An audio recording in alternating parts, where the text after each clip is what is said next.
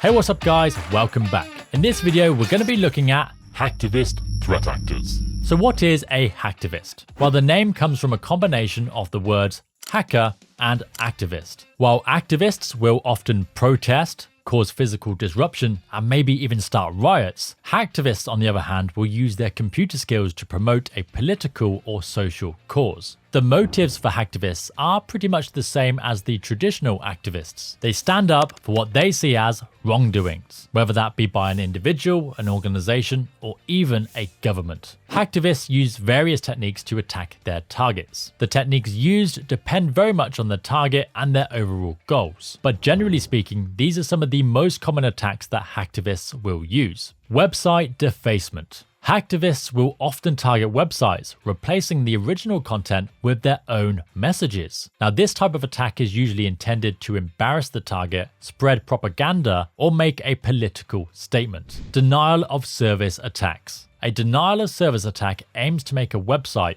or a service unavailable by overwhelming it with traffic. Hacktivists commonly use this tactic to disrupt the target's normal operations. People from all over the world can participate in the denial of service attack and feel like they've contributed to that cause. We will talk more about denial of service attacks later in this course. Data breaches. Hacktivists may steal sensitive information such as personal data, corporate secrets, or government documentation. They often release this data to the public to expose a perceived wrongdoing. Doxing. Doxing is when personal information about an individual or an organization is found and shared publicly. Hacktivists use this technique to expose the private details of their targets, such as addresses, phone numbers, email addresses, and more. This technique can be used when a target hides their identity, say behind an online persona, or if a company, agency, or even a government are protecting them. Let's look at an example hacktivist group.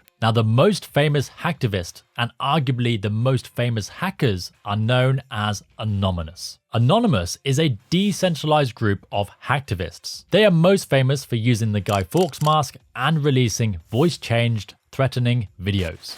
Knowledge is free. We are anonymous. We are legion. We do not forgive. We do not forget. Expect us.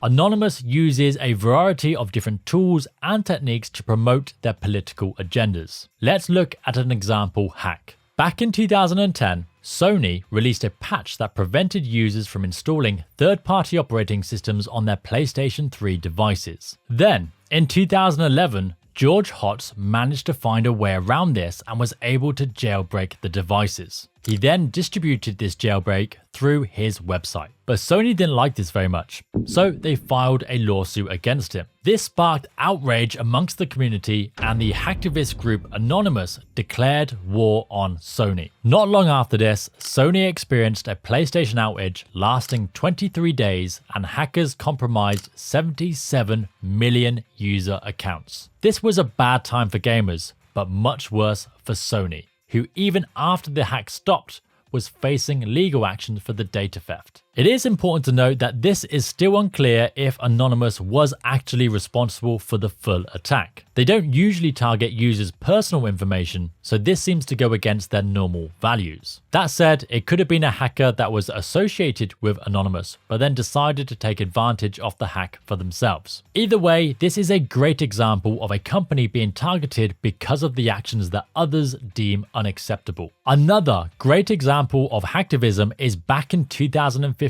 when a group called the Impact Team targeted a website called Ashley Madison. Now, Ashley Madison is a website which allows its members to arrange extramarital affairs, and it has a very interesting tagline of "Life is short, have an affair." The group announced that they had hacked the systems, allowing them to steal the user data from the website. The group announced that they had hacked the systems, which allowed them to steal the user data from the website. This data included names, email addresses, home addresses, transactions, and more. The group demanded that Ashley Madison and another site called Established Men be shut down. If the demands were not met, they threatened to leak all of the stolen data. The group gave them a 1-month deadline. When these demands were not met, 30 days later, the group leaked 60 gigabytes of data on the website's members, exposing them to the world. Avid Life Media, who is the parent company of Ashley Madison, ended up paying over $11 million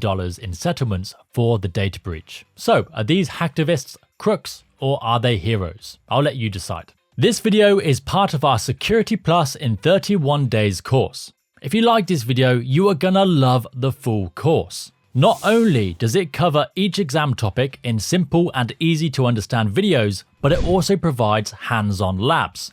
These labs guide you through practical tasks like creating Trojans, cracking passwords, and sending your own phishing emails, giving you real-world experience and making your studies that much more engaging and effective. It doesn't stop there though. You also get a copy of our Security Plus in 31 Days ebook, which follows the course and covers each topic. You'll also get access to helpful downloads to support your learning, a private community where you can connect with fellow learners, and exclusive discounts. It really is the complete package to guide you through your Security Plus journey. Check it out in the description below.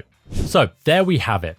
Hacktivism is a complex subject. Some people view hacktivists as heroes who fight for justice and transparency, while others view them as purely criminals engaged in illegal activity. It's important to remember though, that no matter your thoughts on their motives, that accessing a computer system without the correct permission is always a crime. As always, let's finish with a couple of quiz questions. The first question is from our friends over at BOSON, who provide some of the best practice exams in the world. Which of the following threat actors is most likely to attack an organization to promote a political agenda? Is it A, a competitor? Is it B, a hacktivist? Is it C, organized crime? Or D, an insider? I'll give you a second to think about it. And now I'll go down to show answer. And we can see that the correct answer is B. You can see a nice little explanation there as well. Again, that was from the BOSON Exim Max practice exams, which I highly recommend. You can check it out in the description below, and students with the full premium course get a lovely discount on these as well. Okay, question number 2. Who do hacktivists typically target in their attacks? A, governments, B, corporations, C, individuals, or D, all of the above?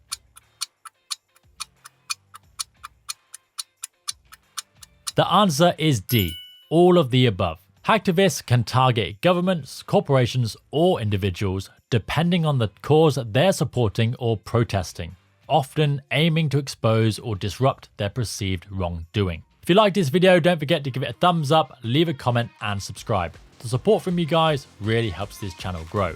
Other than that, thank you for watching.